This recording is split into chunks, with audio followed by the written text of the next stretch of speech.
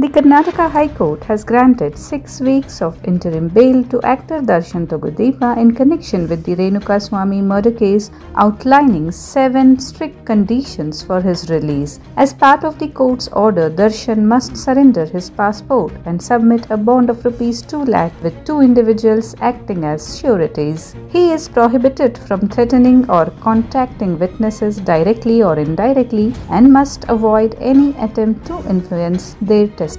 Additionally, Darshan is required to provide a medical support within a week supporting the need for his surgery.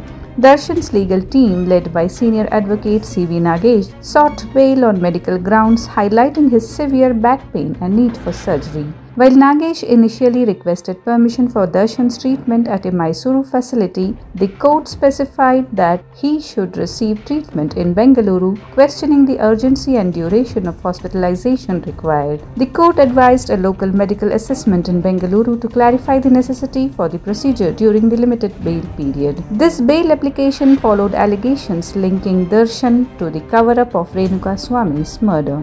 Police investigations allege that Darshan provided Rs 30 lakh to facilitate the cover-up, which led to his arrest along with 16 others, including actress Pavitra Gowda. The extensive police charge sheet spans 3,990 pages and outlines these accusations, leading to Darshan's transfer from Parappana Agrahara jail in Bengaluru to Bellary Central Jail after reports of preferential treatment in custody.